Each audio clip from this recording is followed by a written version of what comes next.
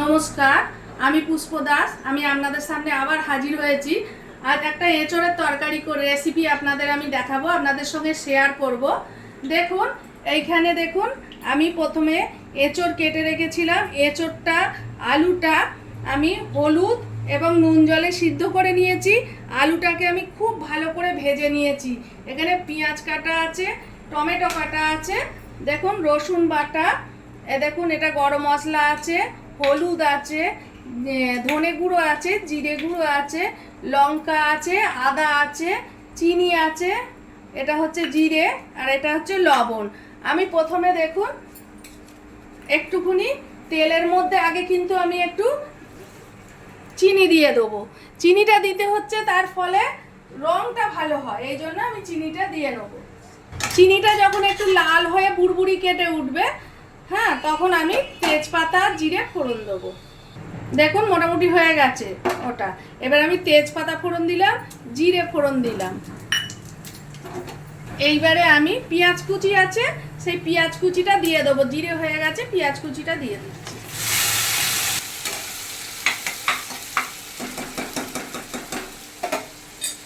দেখুন আমি রসুনটা দিয়ে দিচ্ছি। রসুন যে বেটে রেখেছি, রসুন বাটাটা দিলাম এখানে, আদা বাটাটা দিলাম এখানে,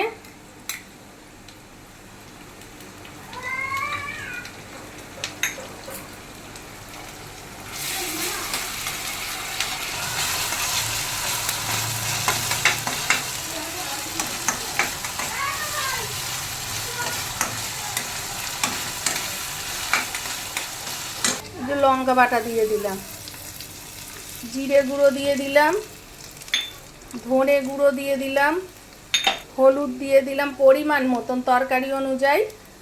যেহেতু আমি সময়ের অভাবে এঁচোড় সিদ্ধ করে, আলু সিদ্ধ করে ভেজে রেখে দিয়েছি, তাই আমি বেশি সময় নেব না। দেখুন আমার এটা ভাজা হয়ে গেছে। এখানে দেখেন আমার গরম জল হচ্ছে, আমি এখানে গরম জলটা দিয়ে দেবো। এই দেখুন পরিমাণ মতো লবণ দিয়ে দিলাম। আমি এখানে টমেটো কুচি রেখেছি, টমেটো কুচিগুলো দিয়ে দিলাম। টমেটোটা একটু সিদ্ধ হয়ে নিলে এই যে আলু আর দেখুন এঁচোড়টা রয়েছে, এই যে পুরো সিদ্ধ করেই রেখেছি। হ্যাঁ, এঁচোড়টা আগে আমি দিয়ে দেবো ওর ওপরে।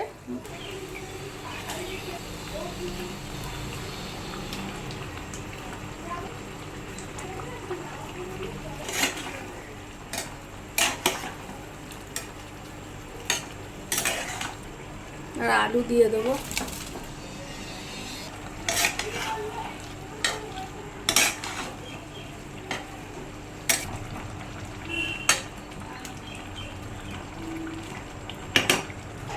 আমি একটু ঢাকা দিলাম।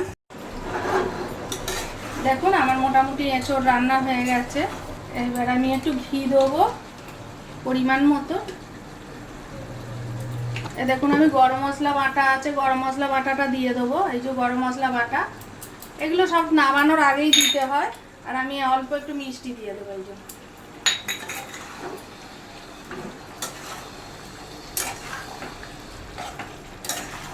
দেখুন আমার রান্না কমপ্লিট। আমি এবার নামিয়ে ফেললাম।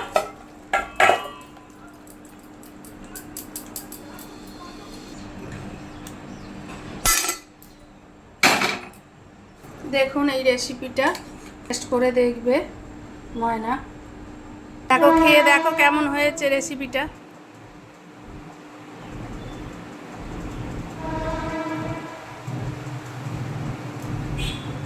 খুব সুন্দর হয়েছে, মানে এসে মুখে না দিলেও বলা যায় না, খুব ভালো হয়েছে। আমি এবছর এই প্রথমই রেসিপি করতে এঁচোড়ের রেসিপিটা বানালাম।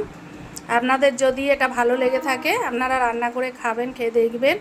যদি ভালো লেগে থাকে তাহলে আপনারা আমাকে লাইক করবেন, কমেন্ট করবেন, সাবস্ক্রাইব করবেন, শেয়ার করবেন।